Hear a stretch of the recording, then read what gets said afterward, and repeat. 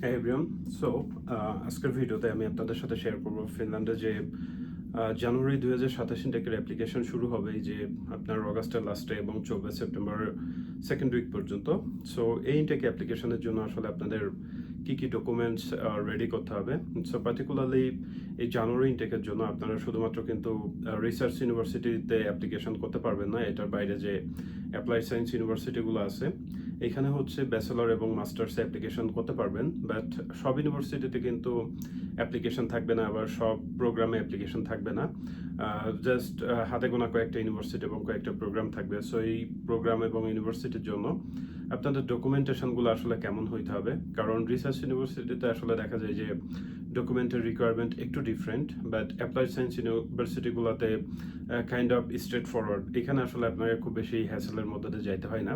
So আপনারা যারা bachelor application করবেন, সো ব্যাচেলরের জন্য আপনার এইচএসসি ট্রান্সক্রিপ্ট এবং সার্টিফিকেট, এরপর হচ্ছে আপনার পাসপোর্ট, এর পাশাপাশি আপনার ল্যাঙ্গুয়েজ প্রফিসিয়েন্সি সার্টিফিকেট, যেটা আইএলস হইতে পারে, টোফেল হইতে পারে অথবা পিটিইউ হইতে পারে। সো ব্যাচেলরের জন্য যদি আইএলস স্কোরের কথা বলি তাহলে সেখানে মিনিমাম আপনার ওভারঅল 6 লাগবে। আবার কিছু ইউনিভার্সিটি আছে যারা 6.5 হচ্ছে যে রিকোয়ারমেন্টে ইনক্রিজ করে দিছে।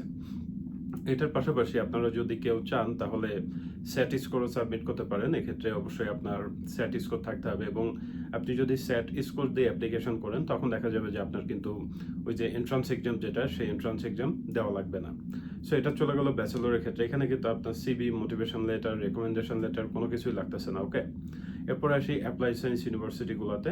সো অ্যাপ্লাইড সায়েন্স ইউনিভার্সিটিতে হচ্ছে আপনার মিনিমাম ব্যাচেলর কমপ্লিট থাকতে হবে। So bachelor transcript and certificate, এরপর হচ্ছে আপনার পাসপোর্ট, আপনার ল্যাঙ্গুয়েজ প্রফিসিয়েন্সি সার্টিফিকেট।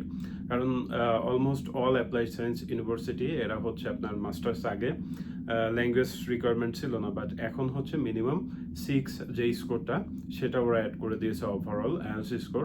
সো আপনার আইএলস স্কোর থাকতে হবে। এটার পাশাপাশি হচ্ছে যে অবভিয়াসলি, এবং এটা হচ্ছে ম্যান্ডেটরি, সেটা হলো যে আপনার মিনিমাম 2 বছরের একটা জব এক্সপিরিয়েন্স লেটার থাকতে হবে। সো এই জব এক্সপিরিয়েন্স না থাকলে কিন্তু আপনি অ্যাপ্লাইড সায়েন্স ইউনিভার্সিটিগুলোতে অ্যাপ্লিকেশন করতে পারবেন না।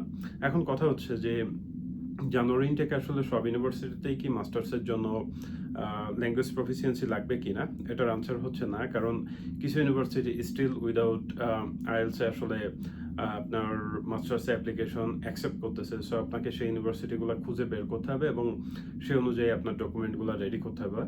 সো এই হচ্ছে বেসিক ডকুমেন্ট রিকোয়ারমেন্ট। বাট আপনি যদি ইউনিভার্সিটি অফ অ্যাপ্লাইড সায়েন্স যেগুলো আছে এগুলোতে মাস্টার্স অ্যাপ্লিকেশন করতে চান এবং আপনার অলরেডি একটা মাস্টার্স কমপ্লিট আছে, আপনি চাইলে সেই ডকুমেন্টগুলোও হচ্ছে সাবমিট করতে পারেন, মানে মাস্টার্সের ফার্স্ট মাস্টার্সের ট্রান্সক্রিপ্ট অ্যান্ড সার্টিফিকেট। সো এগুলো হচ্ছে বেসিক ডকুমেন্ট রিকোয়ারমেন্ট। মানে এক কথায় যদি বলি, ব্যাচেলরের জন্য আপনার HSC transcript and certificate, passport, এরপর হচ্ছে আপনার ল্যাঙ্গুয়েজ প্রফিসিয়েন্সি সার্টিফিকেট, এই তিনটা। আর মাস্টার্সের ক্ষেত্রে হচ্ছে ব্যাচেলর ট্রান্সক্রিপ্ট অ্যান্ড সার্টিফিকেট, আপনার পাসপোর্ট, ল্যাঙ্গুয়েজ প্রফিসিয়েন্সি সার্টিফিকেট, আপনার জব এক্সপিরিয়েন্স লেটার, এই চারটা। সো এইগুলাই হচ্ছে বেসিক রিকোয়ারমেন্ট। ইভেন অ্যাপ্লাইড সায়েন্সে মাস্টার্সে যেখানে অ্যাপ্লাই করবেন এখানেও কিন্তু আপনার সিবি, মোটিভেশন লেটার বা রেকমেন্ডেশন লেটার কোনো কিছু আসলে লাগতেছে না। এখন কথা হচ্ছে যে ডকুমেন্ট আসলে অ্যাটাচড করা লাগবে কিনা ফিনল্যান্ড অ্যাপ্লিকেশনের জন্য। সো ইউজুয়ালি আপনি যখন রিসার্চ ইউনিভার্সিটিগুলোতে অ্যাপ্লিকেশন করেন তখন হচ্ছে আপনার ডকুমেন্ট অ্যাটাচ করা লাগে। বাট আপনি যেহেতু এখন অ্যাপ্লাইড সায়েন্স ইউনিভার্সিটিগুলোতে অ্যাপ্লিকেশন করবেন, দ্যাটস ওয়াই আপনার কিন্তু অ্যাপ্লাইড সায়েন্স ইউনিভার্সিটিগুলোতে ডকুমেন্ট অ্যাটাস্টেশন লাগতেছে না, অর্থাৎ আপনি কিন্তু বেশ বড়সড় একটা হ্যাসেল থেকে বেঁচে গেলেন। সো এই হচ্ছে নর্মাল ডকুমেন্ট রিকোয়ারমেন্ট, যেটা খুবই স্ট্রেট ফরওয়ার্ড। সো আপনারা যারা জানুয়ারি থেকে আসলে অ্যাপ্লিকেশনের চিন্তা করতেছেন তারা এখন থেকে হয়তো চিন্তা করতে পারেন যে কিভাবে বা কখন আপনাদের এই ডকুমেন্টগুলো রেডি করবেন, এবং মেইন টাইম ইউনিভার্সিটিগুলো সার্চ করে করে দেখবেন যে কোন ইউনিভার্সিটিতে আসলে আপনি অ্যাপ্লিকেশন সাবমিট করতে পারবেন, বা জানুয়ারি ইনটেকের জন্য আসলে কোন ইউনিভার্সিটিতে অ্যাপ্লিকেশন ওপেন থাকবে। সো জানুয়ারি ইনটেক নিয়ে বা ফিনল্যান্ডে পড়াশোনা নিয়ে যে কোনো ধরনের প্রশ্ন থাকলে আপনারা কমেন্টে জানাতে পারেন, আমি উত্তর দেওয়ার চেষ্টা করব।